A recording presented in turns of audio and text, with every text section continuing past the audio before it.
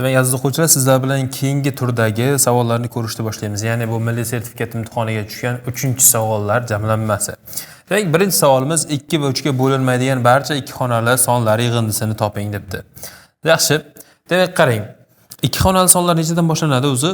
10, 11, 12, 13, 14, 15 va hokazo nechigacha? 99 gacha. Va bularning ichidan 2 ga va 3 ga bo'linmaydigan barchasini chiqarib tashlashimiz kerak.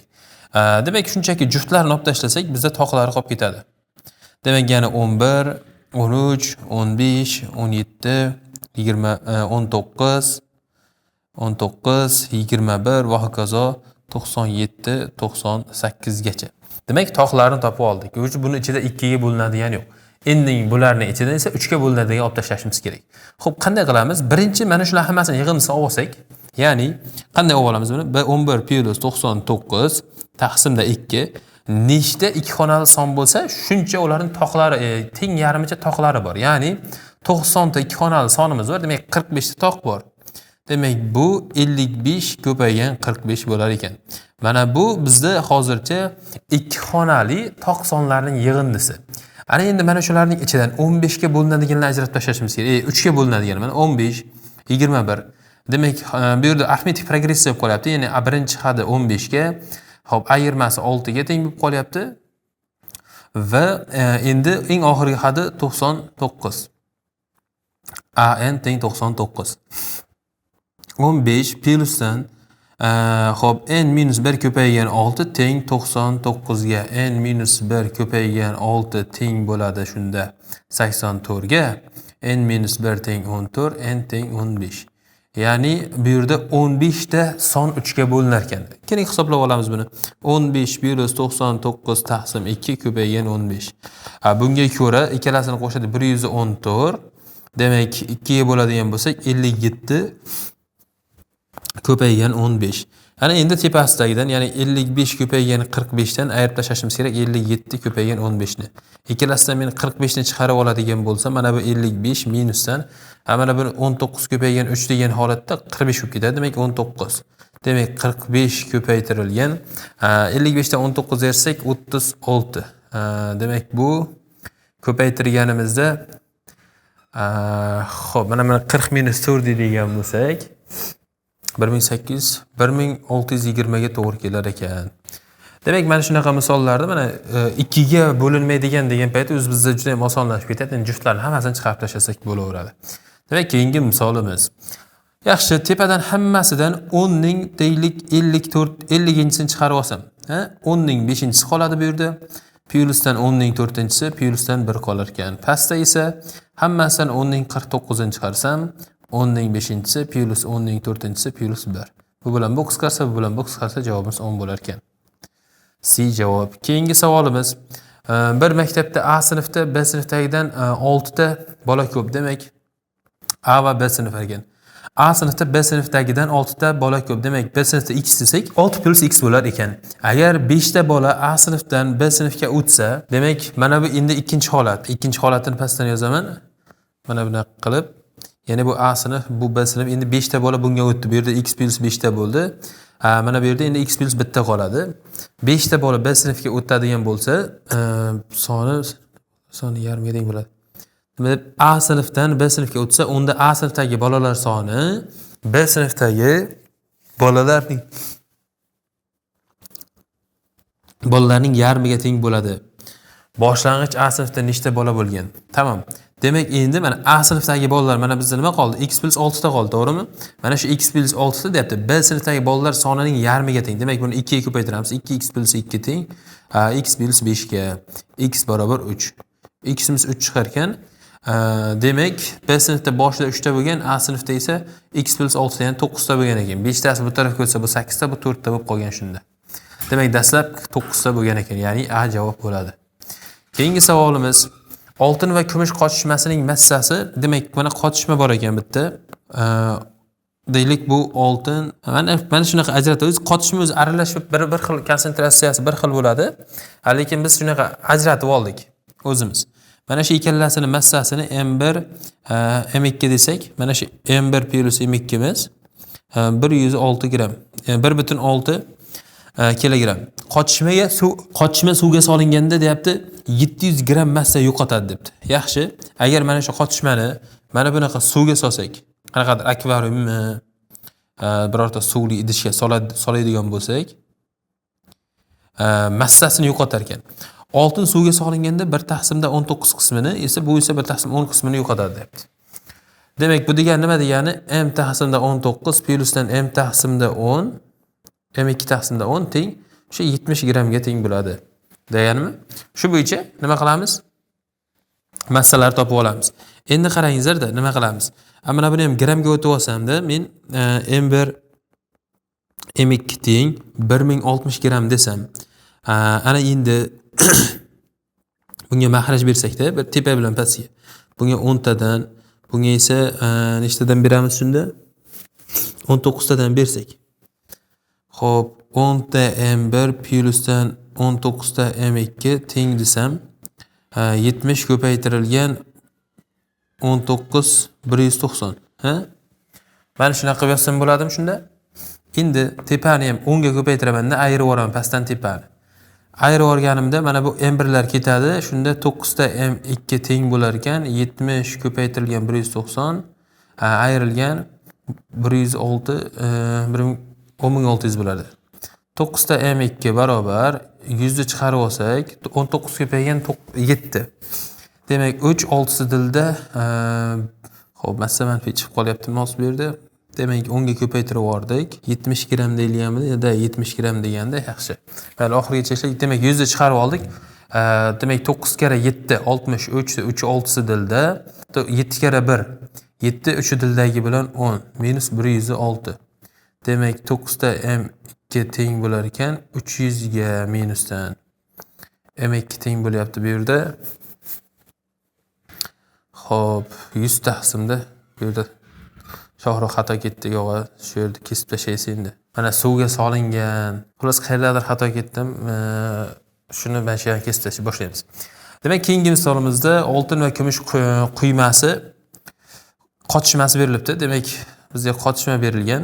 Demak, oltin va kumush ekan. Oltin, kumush.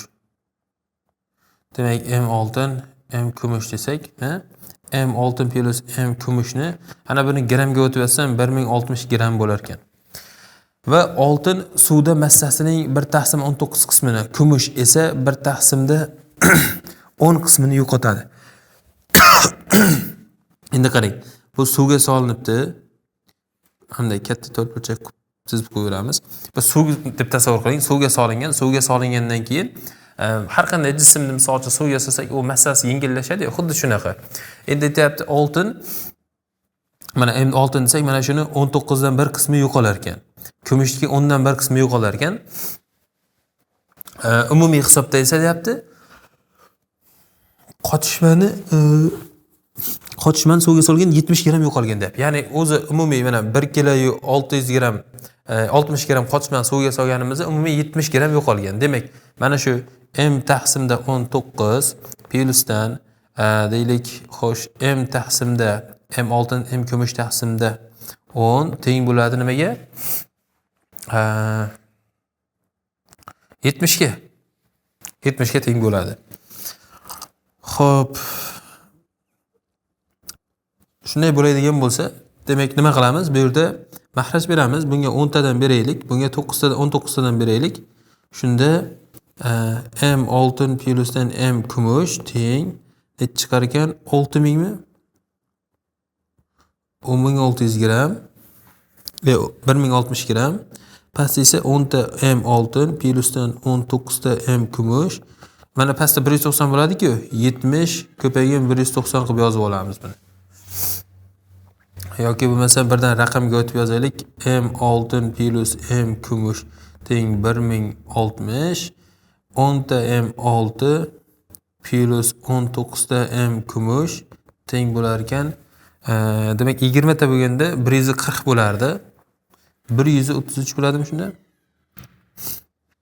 9 kere 7 133 da. Ikkita nol ham bor. Tepani 10 ga ko'paytirib, pastdan tepani ayirib oladigan bo'lsak, M oltinlar ketadi, 9 ta M kumush qoladi. Teng 133 13300 ayrilgan 10600. 9 ta m kumush barobar. Demak, ikkita nolni ben pastga yozib turaman bu yoqqa. 33 dan 6 ni ayirib tashlaydigan bo'lsak, 24 mi? 27 120 27 ni o'zi. Chunki bu 27 bo'ladi. Demak, m kumush barobar 9 ga bo'lganimizda xo'sh 300 gram chiqar 300 gram chiqar ekan. M kumushimiz 300 gram bo'lsa, oltinimiz qancha bo'ladi? M oltinimiz ikkalasini yig'indisi 1060 demak 760 gram bo'ladi. Kumush bilan anoniki nima bo'lar ekan? Massasi kelib chiqar ekan. Demak, keyingi misol. 3 ta bir xil stolni narxi bitta stol narxining 90% ga teng bo'lsa, 4 ta xuddi shunday stolning narxi bitta stol narxi necha foizga teng bo'ladi? Tasavvur qiling, mana stol va stol. Stolning narxini x deyapmiz. Buni y desak. 3 ta bir xil stolning narxi deyapti. 3ximiz teng bo'lar ekan, mana bu 0.9 y ga. Shunda x teng bo'lar ekan 0.3 y ga.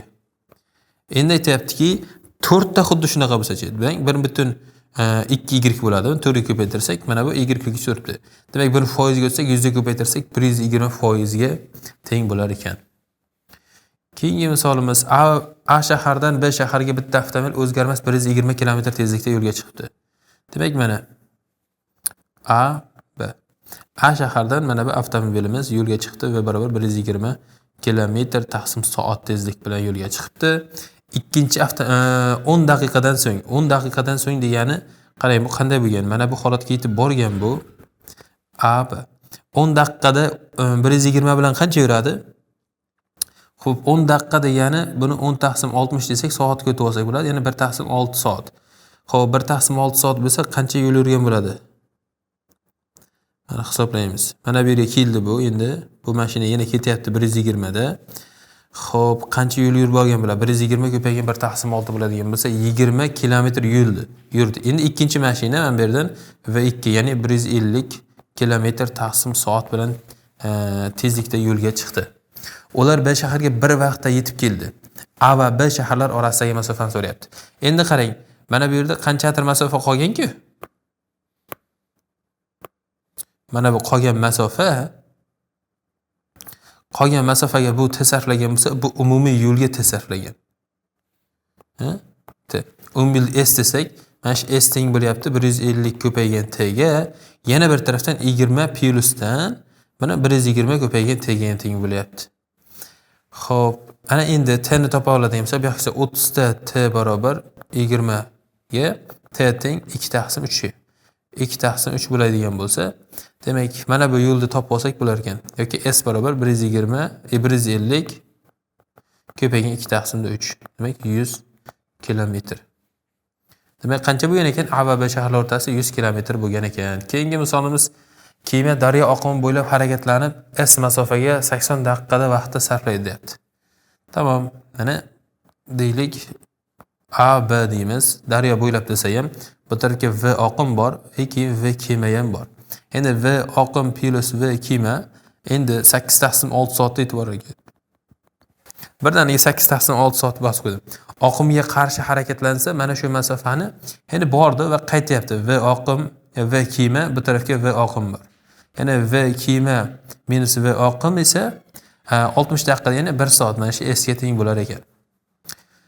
Kemaning tezligini oqim tezligiga nisbatan, ya'ni V kemani V oqimga nisbatan so'rayapti. Ikkalasini tenglaymiz. Mana bu shunda deylik 8 V oqim taqsimda 6 plyusdan 8 V kema bu. V kema deylik V oqim taqsimda 6 teng mana bunga, ya'ni V kema minus V oqim. Bu taraf keladigan bo'lsa, ikkita V kema taqsimda 6 teng bo'ladi. Narigi tarafga S taqsim 2 bo'lsa, mana buni 2 ga ko'paytiramiz. Shunda xato hisoblamaymiz. Endi shunda 8V kema taqsimda 6 plyusdan 8V oqim taqsimda 6 teng 2V kema plyusdan 2V oqim minusdan 2V oqim. Bu tarafga keladigan bo'lsa, V oqim bu yoqqa olib kelamiz. 6 ta mahraj beradigan bo'lsa, 20V oqim taqsimda 6 teng bo'lar ekan. Bu yoqqa olib kelib turib 12 minusdan 8 4V kema taqsimda 6 talar ketadi. Demek V qiymat taqsimda V oqim teng 5.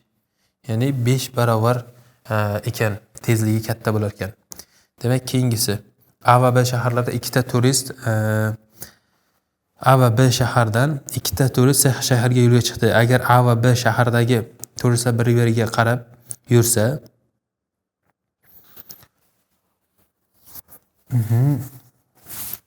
qarang. Demak, mana A shahari bor, B shahar va bu B C shahar. A va B shahardan ikkita turist C shahariga yo'lga chiqdi.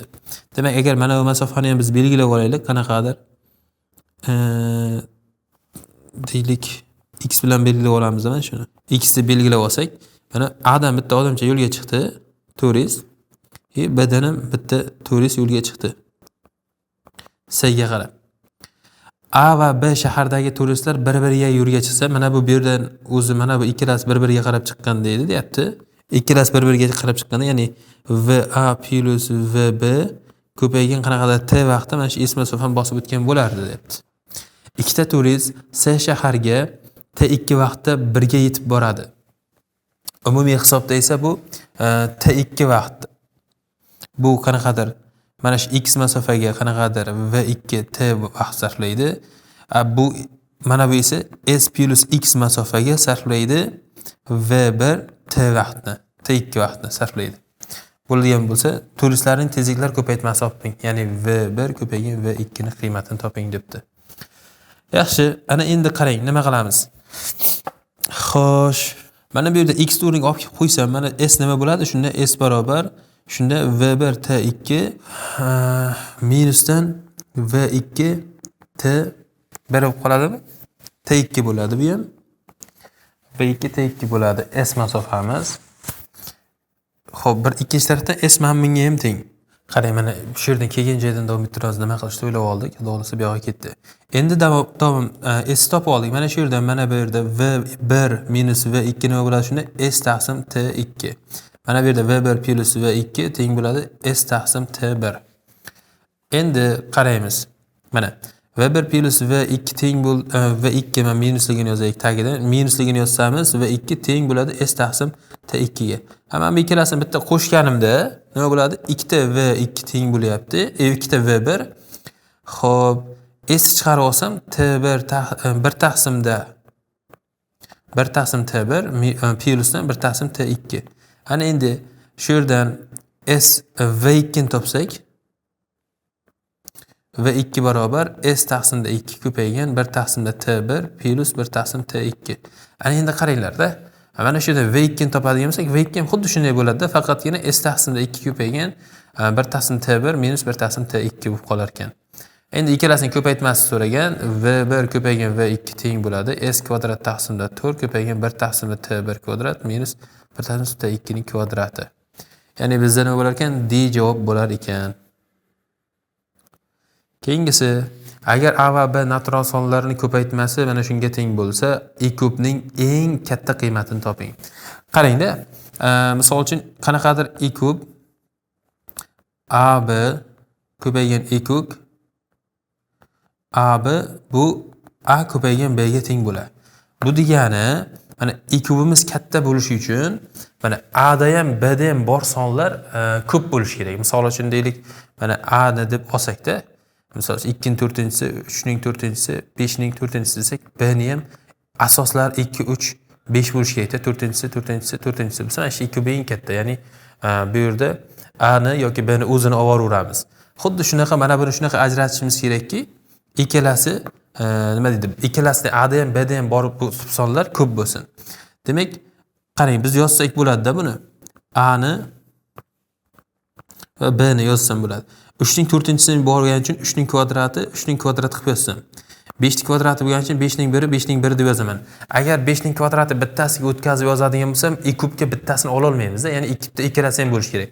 Ya'ni 7 ning kubini 7 ning 1 7 ning kvadrati deb yozamiz. Endi E kub shunda chiqadi. Xo'p, 9 ko'paygan 5 ko'paygan 7, demak 35 ko'paygan 9 bo'ladigan bo'lsa 315. Demak, E kubning eng katta qiymati 315 bo'lar ekan. Keyingisi, basseynni 4 ta quvur bor. Basseynda 4 ta quvur bor ekan. Demak, bitta basseyn chizamiz.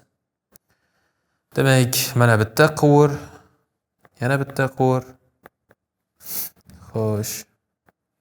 Basseynni tepa ko'rinishi oldik-da. Biz tepadan suratga oldik, tepa. Buni aslida mana bu tarafda tagi bor. Ikkita quvur basseynni to'ldiradi. Birinchi va ikkinchi quvur basseynni to'ldirar ekan, mana bu ikkalasidan suv tushadi deb tasavvur qilaylik endi. Suv tushadi.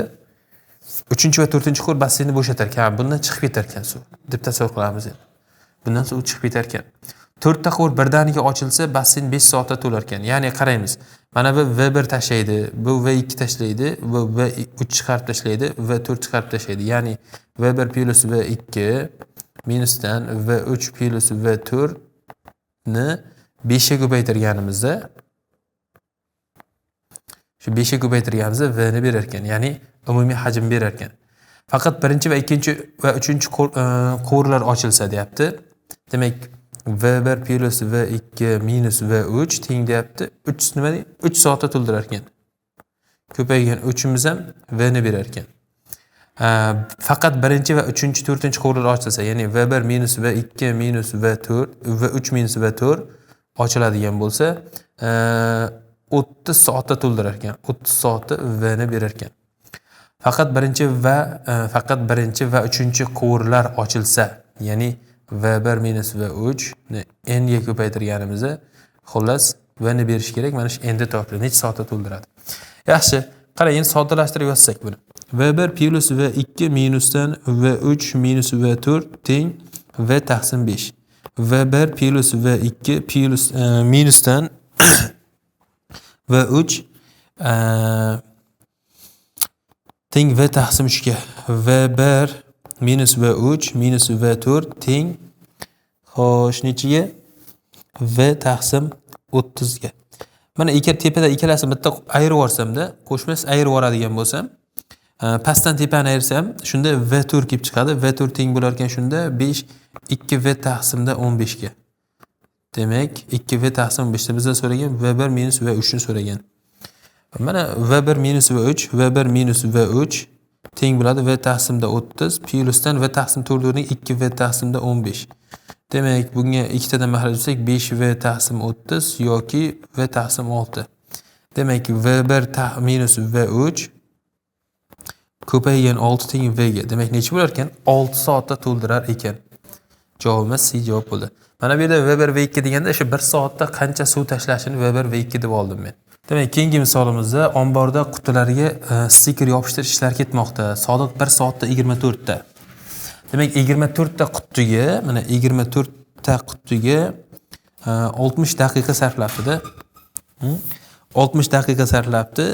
Keyingisi 26 ta qutiga 60 daqiqa sarflagan.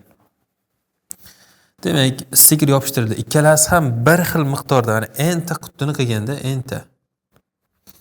n ta qutini qilgan. Shunda mana n taqsimda mana 24 desak, shu 60 mana daqiqada chiqadi. Misol uchun daqiqada kelib chiqadigan bo'lsa, xo'p, endi aytayaptiki, Murod ishni Sodiqdan 10 daqiqa oldin qilgan. Bu, xo'p. Endi bu yerda nima? Mana bu n ta deylik, umumiy mahsulot soni. Misol uchun 200 tami, 300 tami, 1000 tami va hokazo. Shuni 24 ga bo'lsak, qancha vaqtda sarflagani kelib chiqadi. Ya'ni necha daqiqa sarflagani kelib chiqadi shunda. Demak, 24 ga bo'lyapmiz. Misol uchun deylik, n 48 bo'lsa, 24 ga bo'lsa necha bo'ladi? Bizda 2 bo'ladi. Mana shuni 60 ga ko'paytirsak, daqiqa ko'rinishda chiqadi. Soat kelib chiqdi. Endi mana buni esa endi 26 ga bo'lamiz. 60 ga ko'paytirsak, bu ham daqiqaga o'tadi. Mana Murodnikidan buni ayirib tashlaymiz. Ya'ni n taqsimda 24 ko'paygan 60. To'g'ri hisoblayapmiz. Shuni ayirib tashlaymiz. N taqsimda 26 ko'paygan 60 da. Nimaga bundan, ya'ni Sodiqdan ayiramiz, chunki Sodiq ko'proq vaqt sarflagan, o'shani hisobiga Sodiqdan ayiramiz vaqt hisobida. Ana endi hammasini 10 ga qisqartiramizda 6 endi chiqarib olsak 1 taqsim 24 minus 1 taqsim 26 bo'lib qoladi. Bu teng 1.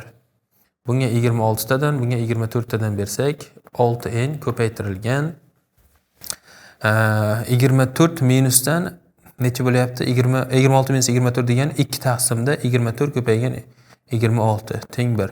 Bu bilan bu qisqarsa 2 qolar ekan. Demak, n teng 52. 52 ta qutni nima qilibdi ular? Taxlagan ekan ikkalasi. Xo'sh, keyingisi 2000 dan shungacha sonlar bo'lganda qoldiq 1 ga teng bo'ladigan natural sonlar nechta debdi. 2, 3, 5 va 7 sonlariga bo'lganda, demak, uchalasini nimasini topib olamiz? 2 kubini topib olamiz. 2 kubini. Shunda 2 ko'paygan 3 ko'paygan 5 ko'paygan 7 bo'ladi 2 kubi. Chunki hammasi o'zaro tub sonlar 6, 30, 210. Demak, bir qoldiq qolishi uchun 210 ga 1 ni qo'shamiz. Demak, birinchisi 211. Birinchisi 211 bo'lar ekan. Keyingisiga 2 ni 210 qo'shsa yana bir qoldiq qoladigan chiqadi. Demak, 421, yana 210 qo'shsak 631, yana 841. Demak, nechta bo'lyapti? 4 ta son bo'lar ekan. Qaraysiz, mana shunaqa savol kelganda birdaniga 2 kun topib turib 1 qo'shib qo'ysangiz, shu bir qoldiq son bir qoldiq chiqadigan son kelib chiqadi hammasiga bo'lganda. Keyingisi velosipedchi ikki shahar orasidagi masofani 4 soatda bosib o'tdi. Demak, bizda shahar bor, A va B. Bunda velosipedchimiz bor ekan. Xullas, mana A va B shahar orasidagi masofani 4 soatda bosib ketdi. T teng 4 soat. Piyoda 12 soatda bosar ekan.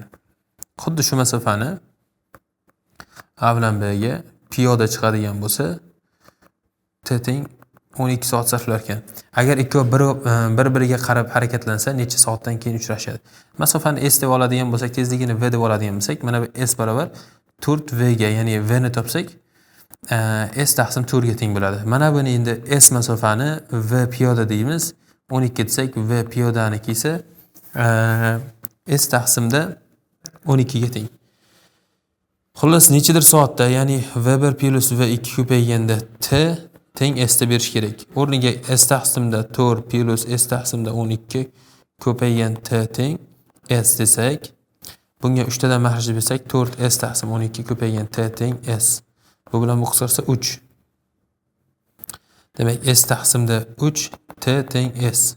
S lar qisqarsa T teng 3. Demak, 3 soatda ikkalasi bir-biri bilan uchrashar ekan.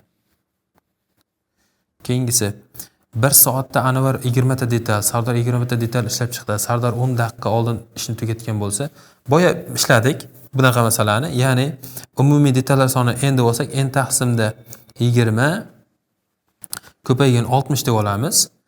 Shunda daqiqaga o'tgan bo'lamiz. Minusdan n taqsimda 21 ko'paygan 60 teng 10. 10 daqiqa ertaroq tugatgan. Yana boyagidek 60 da hammasi 10 ga qisqartirib olib, n ko'paygan 6 chiqaramiz. 21 tadan mahraj berdik bunga. 20 tadan 21 minus 20 taqsimda 1 teng 1 ga. Demak, n ko'paygan 6 ko'paygan 1 taqsim 20 ko'paygan 21. Bu bilan bu qisqaradigan bo'lsa 10 qoladi. 7. Demak, n teng 70 ta. Demak, 70 ta buyum taxlagan bo'lar ekan. Keyingisi ikki sohil orasidagi masofa 24 kilometr ekan. Demak, mana sohilni A bilan B deb ketaveramiz. S teng 24 kilometr bo'lar ekan. Motorli qayiq borib kelishi uchun 9 soat vaqt sarfladi. Oqim tezligi shunchaga teng bo'lsa, motorli qayiq turg'un suvdagi tezligi oqim tezligi necha marta katta? Xullas, men bu yerda qarangizlar, menimcha kamchiligi bor bu yerda. Savolda nimaga ikki sohil? Sohil bu degani suvning yoqasi. Agar suv mana bunaqa oqadigan bo'lsa, motorli qayiq mana ikkita sohilga o'tish uchun mana bunaqasiga kezadi-da qayiq. Ya'ni bu yerda motorli agar qanaqadir misol uchun burchak ostida o'tib ketgan bo'lganda ham bizlar misol uchun topib olsak bo'lardi, lekin burchak berilmagan. Deylik, mana buni bu misolda hozir biz ishlay olamiz qanaqa holatda? Ya'ni oqimga qarshi borgan va oqimga qarshi oqim bo'yicha borganda biz ishlaymiz. Boshqacha holatda bu yerda ishlab bo'lish qiyin masala. Motorli qayiq borib kelish uchun shuncha vaqt sarflabdi. Demak, borishiga V qayiq belgisi V oqim ko'paytirilgan demak T tezlikda borgan. Mana shu 24 kilometrni V oqim va qayiq minus V oqim qanaqadir T2 vaqt sarflagan. Bunda o'sha 24 ga. Xo'p, T1 plus B2, T1 plus T2 teng 9 ekan. Va V oqim teng 2 kilometr taqsim soat. Yaxshi. Ana endi nima qilamiz? Mana bu ikkalasini bir-biriga qo'shib yuboramiz tlar bo'lib turib. Shunda v ikkita v qayiq bo'ladi teng 24 taqsimda t1 plyusdan 24 taqsim t2. Ha? Shunda mahraj bersak 24 da t1 plus t2 taqsimda t1 ko'paygan t2. t1 plus t2 imiz 9 ga teng. Demek v oqim barobar 24 ko'paygan 9 taqsimda 2 ta t1 ko'paygan t2. Bu degani 12 108 taqsimda t1 ko'paygan t2 bo'lar ekan. Ya'ni t1 ko'paygan t2. Bizda nima so'ragan? Motorli qayiqning turg'un suvdagi tezligi oqim tezligidan necha marta katta? Ya'ni v qayiq taqsim v oqim. Endi biz nimani topib olishimiz kerak? Ko'paytmasini topib olishimiz kerak bo'lar ekan mana bu vaqtlarda. Xo'p, bu yerdan mana buni olib borib qo'yishimiz shart. Qarangizlar-da, bu mana bu usul emas, mana bundan keta qolaylik. Bu yerda bundan chiqmas ekan. Ya'ni mana bu t1 topsadik 24 taqsimda 2 plus v bo'ladi. t2 ni topsak 24 taqsimda 2 plus v minus 2 bo'ladi. Ya'ni v minus 2 bo'ladi. Mana shu ikkalasini qo'shganimizda 9 ni berish kerak bo'lyapti. Demak, 24 ni chiqarib olsak 2v minus 2 plyusdan v plus 2 taqsimda v kvadrat minus 4 teng 9 ga desak bo'lar ekan. Mana bunday ketsak osonroq ekan. Qisqartirdik 3 8 bo'ladi. 8 ko'paygan vlar ketadigan bo'lsa 2v taqsimda v kvadrat minus 4 teng 3 ga. Demak 16v barobar 3v kvadrat minus 12. 3v kvadrat minus 16v minus 12 teng 0. Ana endi buni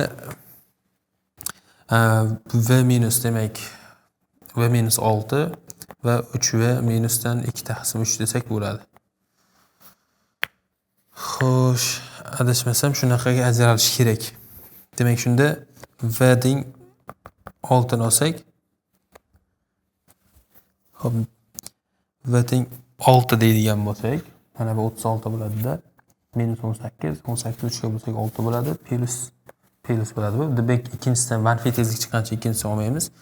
Bizda tezlik 2 edi, 3 barobar katta bo'lgan ekan, 6 chiqdi hozir bunisida. Demak keyingi misolimizda kinoteatrda har bir qatorda o'rindiqlar soni qatorlar sonidan 4 taga ko'p, jami o'rindiqlar soni 60 ta. Demak, bizda mana bitta kinoteatr berilgan deylik. Mana bu yerda misol uchun qatorlar soni bo'lsa, bu deyaptiki, qatorlar soni jami o'rindiqlar soni qatordan 4 taga ko'p. Demak, qatorlar mana bo'lsa o'rindiqlar sonini mana bunaqa joylashtirib chiqilgan bo'lsa, mana shu x plus 4 ekan. O'rindiqlar soni demak, o'rindiqlar soni qatordan 4 taga ko'p. Yaxshi. Jami o'rindiqlar 60 ekan. Demak, x ko'paygan x plus 4 teng 60 bo'ladigan bo'lsa, bu yerdan misol demak qanday topib olsak bo'ladi? 10 ko'paytirilgan mana 6 ko'paygan 10 desak bo'ladi-da. Demak, qatorlar soni shunda 6 ta chiqadi. O'rindiqlarning mana bunaqasiga bitta qator joylashishi 10 ta. Biz qator soni so'ragan, javob 6 bo'lar ekan. Keyingisi bir zavodda 3 nafar ishchi bir xil hajmda ishni bajaradi debdi. A, B, C deymiz. Hammasi qanaqadir xo'p, x ish bajarar ekan deylik. Birinchi ishchi 8 soatda tugatishi mumkin. Birinchi va ikkinchi ishchi bu ishni 8 soatda tugatishi mumkin. Demak, mana buni qanaqadir A plus B 8 soatda shu qanaqadir x ishni bajaradi desak. Birinchi va uchinchi ishchi A plus C bu ishni 12 soat tugatar ekan. 12 soat tugatar ekan mana shu ishni. Va ikkinchi va uchinchi ishchi esa aynan shu ishni 24 soatda, ya'ni B plus C teng 24 soatda bajarar ekan. Shu ikkisi ishni bajarar ekan.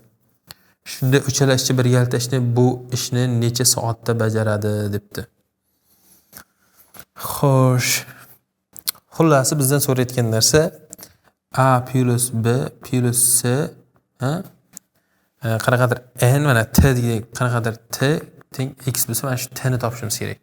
Hozir buni eng yaxshi usuli mana tepani 3 ga, buni esa 2 ga ko'paytirsam, shunda A plus B ko'paygan 24 teng 3x ga. A plus C ko'paygan 24 teng 2x ga. Va A plus B plus C ko'paygi 24 teng x ga. Uchalasini qo'shsam hammasi 24 borki, o'shani hisobiga men 2a plus 2b plus 2c 24 teng demak 6x ga 6 ga qisqartirib yubordim. Demak men bu yerda 8 qoldi, ham bu yerda x qolyapti. 4 deganim 4 qoldi. Mana bundan 2 chiqarib 4 ko'paytirsam a plus b plus c ko'paygan 8 teng x ga. Demak necha soatda bajarar ekan? 8 soatda bajarar ekan. 6 bo'ladigan bo'lsa 24 da chiqarib oldik 8. Keyingi misolimizda 3 ta polis ekinli tarvuz, qovun, karam berilgan. Demak tarvuz, qovun va karam desak, tarvuzning narxi 50 ming so'm, qovunniki 10 ming va karamniki 1000 so'm ekan. Va hammasidan har xil ko'rinishda o'sha 100 ta mahsulot. Demak bundan x ta, y ta va z ta desak, x plus y plus z imiz 50 ta ekan. 50 ta 100 ta ekan, 100 ta mahsulot sotib olgan.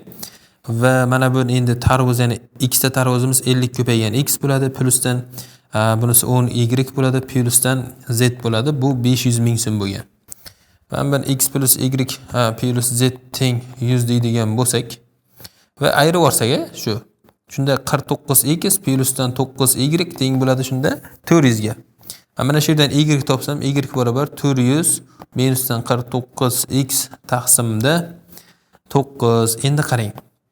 Y topsak 400 da bo'lganimda 9 ga bu 44 tadan tegib 4 taqsim 9 bo'ladi. Minusdan 49 9 ga bo'lganimda 5 butun 4 taqsim 5 ko'paygan x. Endi 4 taqsim 9 ko'paygan x. Qarangizlar-da, nima bo'lyapti endi bu yerda? Endi mana x o'rniga shunday son berishim kerak. Mana x o'rniga bitta natural son berishim kerak. Y ga bitta natural son chiqishi kerak. Va u ko'payganda mana shu qoldiq qolmaydigan, ya'ni 9 ga qoldiq qolmaydigan raqam berishim kerak. Ya'ni misol uchun x o'rniga oladigan sonimiz shunday son bo'lishi kerakki, u 9 ga bo'linadigan bo'lsa, shundagina yoki bo'lmasam qanday tushuntirsam bo'lar ekan mana shu qismini. Ya'ni x o'rniga qo'yganda sonimiz mana bu yerda mana 5 ko'paytirgan, ya'ni 49 ko'paygan x'imizni 9 ga bo'lganda qoldiq 4 chiqishi kerak. Mana bu yerda bittagina holat, ya'ni x ning bir holatgina to'g'ri keladi. Qolgan holat to'g'ri kelmaydi. Ya'ni x ning bir holat to'g'ri kelganda mana qoldiqlar ketadidan y ning 39 ta chiqadi, x ning bitta chiqadi, z ning 60 ta. Ya'ni nima deydi? Karamdan 60 ta, qovundan 39 ta va tarvuzdan bitta. Mana x o'rniga boshqa raqamlarni qo'ygan hech qaysi holatimizda to'g'ri kelmaydi. Xo'p, endi keyingi misol. Demak, velosipedchi ikki shahar orasidagi masofani 4 soatda bosib o'tar ekan. Demak, mana bitta A va B shahar deydigan bo'lsak buni. Xo'p, velosipedchi va tezlik bilan mana shu S shaharda 4 soatda. Agar piyoda esa 6 soatda. Piyoda A B deydigan bo'lsak, t teng 6 soatda dars kesib o'tar ekan. Demak, mana buni tezligi v teng s taqsimda 4 va piyodaniki esa s taqsim 6. Agar ikkovi bir-biriga qarab qancha vaqtda bosib o'tadi?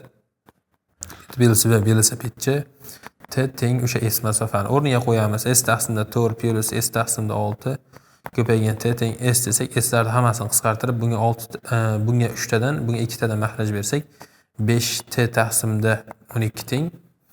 Xo'sh, 1 ga t teng 2,4 soatda nima bo'lar ekan? Ketib kelar ekan bir-biriga. Demak, 19-si va oxirgi misolimiz bir-birida ishchilar bitta uy qurishni 4 oyda bajaradi. Bitta brigada bor ekan, o'sha yerda nechtadir ishchi bor, ular 4 oyda bitta uy qurar ekan. Agar ikkita brigada ishlasa, ular 1 yilda nechta uy qurib ulgurishadi? Demak, qarangizlar, bitta brigada 4 oyda bitta uyni bitkazadigan bo'lsa, ikkita brigada birgalikda ishlasa, demak ular 2 oyda bitkazadi. Endi 2 oyda bitkazadigan bo'lsa, 1 yilda mana shunaqa 2 oyda nechta bor? 6 ta bor-da, ya'ni 12 oy bo'lgani hisobiga 6 ta uyni qurib bitkazishga ulgurar ekan. Demak, bu oxirgi misolimiz edi. Keyingi darslarda ko'rishguncha salomat bo'lingizlar.